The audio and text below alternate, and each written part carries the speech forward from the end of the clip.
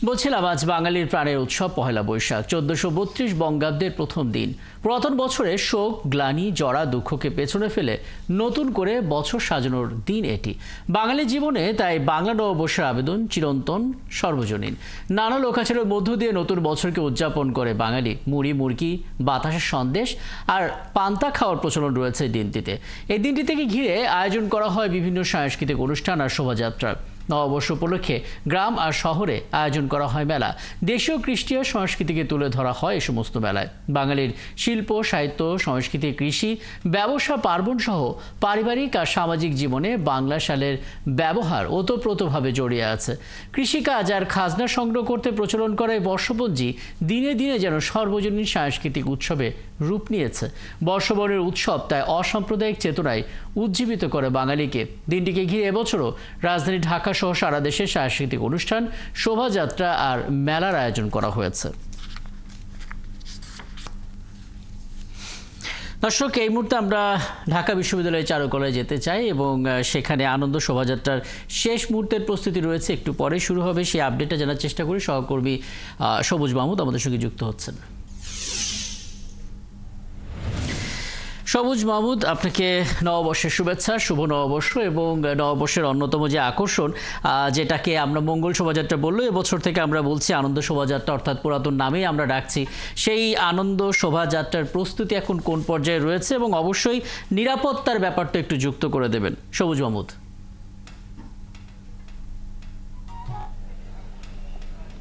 Dhaka metropolitan পুলিশের একজন প্রতিনিধি, শিল্পকলা একাডেমির প্রতিনিধি এবং বিএনসিসির প্রতিনিধি আপনাদেরকে ঘোষণা মঞ্চে আসার জন্য। রাকিব, আপনাকেও নববর্ষের শুভেচ্ছা জানিয়ে শুরু করছি। রাকিব, এই আজকে পহেলা বৈশাখের প্রথম প্রহরটি ঢাকা বিশ্ববিদ্যালয় চারুকলা বিশ্ববিদ্যালয়ের সামনের যে রাস্তাটি, সেটি সূর্য ওঠার সাথে সাথে আরো বেশি রঙিন হয়ে উঠছে। সেই সাথে আমি আপনাকে জানিয়ে রাখি, এখানে কিন্তু যে মঙ্গল আনন্দ শোভাযাত্রা, সেই আনন্দ শোভাযাত্রাটি 9টায় শুরু হওয়ার কথা। সেটি তার আগে, অনেক আগেই সবগুলো প্রতিকৃতির সামনে যার যার দায়িত্ব আছে তারা দাঁড়িয়ে গেছে এবং সেটি শোভাযাত্রাটি শুরু হওয়ার জন্য পুরোপুরি প্রস্তুতি সম্পন্ন হয়েছে। সেই সাথে দর্শনার্থীদের পদচারণায় মুখর হয়ে গেছে এই রাস্তাটি এবং সবাই রঙিন পোশাক এবং সবাই পরে তাদের পরিবার পরিজন এমনকি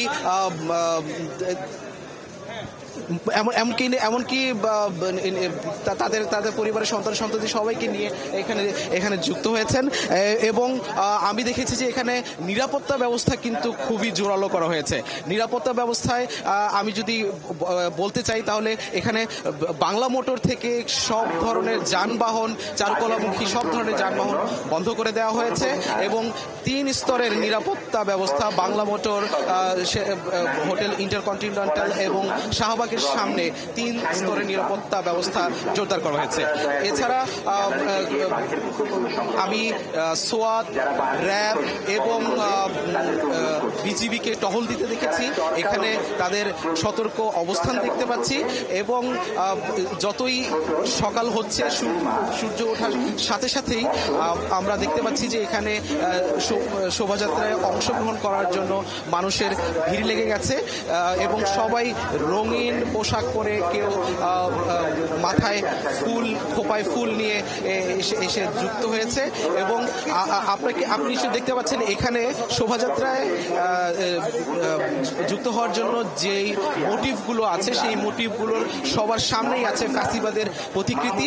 সেই ফ্যাসিবাদের প্রতিকৃতিটি এর আগে যেটা বানানো হয়েছিল সেটি আপনি জানেন যে পুড়িয়ে দেওয়া হয়েছে, কেউ বা কারা পুড়িয়ে দিয়েছে। সেই পুড়িয়ে দেওয়ার পর খুব কম সময়ের মধ্যে ককশিটে বানানো এই ফ্যাসিবাদের প্রতিকৃতি, যেটি সবার সামনেই রাখা হয়েছে শোভাযাত্রার, এবং এখান থেকেই এই শোভাযাত্রাটা শুরু হবে এবং শোভাযাত্রাটি চারুকলার সামনে থেকে টিএসসি হয়ে দোয়েল চত্বর পর্যন্ত যাবে। দোয়েল চত্বর থেকে শোভাযাত্রাটি আবার পুনরায় চারুকলা এসে ঠেকবে এবং এখানে নিরাপত্তার ব্যবস্থা কিন্তু খুবই জোরালো। এখানে সবগুলো আইন শৃঙ্খলা বাহিনীর সদস্যদেরকে আমি সক্রিয়ভাবে অবস্থান করতে দেখছি।